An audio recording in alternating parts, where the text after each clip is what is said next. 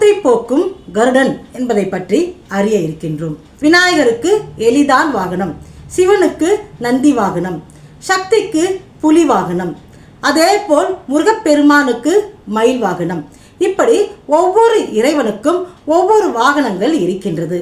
அதே போல் விஷ்ணு பகவானுக்கு கருடன் தான் வாகனம்.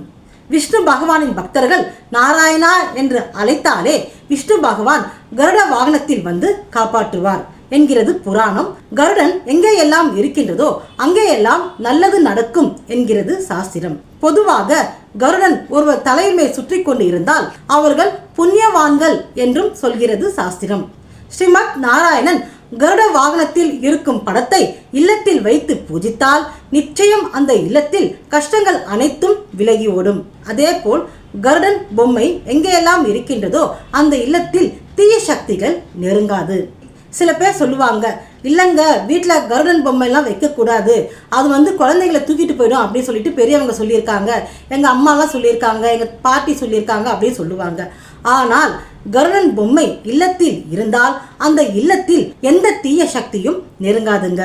உங்களுக்கு கருடன் பொம்மை வீட்டில் வைக்க தயக்கமாக இருந்தால் ஸ்ரீமத் நாராயணன் கருடன் மேல் அமர்ந்து இருப்பது போல் ஒரு புகைப்படத்தை வாங்கி பூஜை அறையில் வைத்து பூஜிக்கலாம். இன்னும் அந்த இல்லத்திற்கு அதிக சக்தி உண்டாகும். ஒரு இல்லத்தில் லட்சுமி நரசிம்மர் படம் இருந்தால் அந்த இல்லத்தில் எந்த துஷ்ட சக்தியும் நெருங்காதுங்க. அந்த இல்லத்திற்கு லட்சுமி வாசம் நிறைந்திருக்கும்.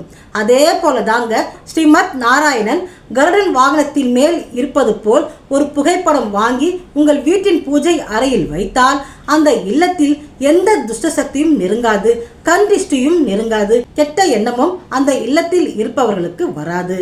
நல்ல சக்திகள் அந்த இல்லத்தில் அதிகமாகவே இருக்கும்.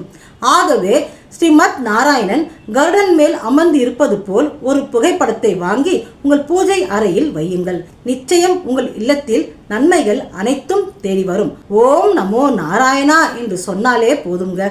ஸ்ரீமத் நாராயணன் கருட வாகனத்தில் வந்து உங்களுக்கு உதவி செய்ய தயாராக இருக்கின்றார்.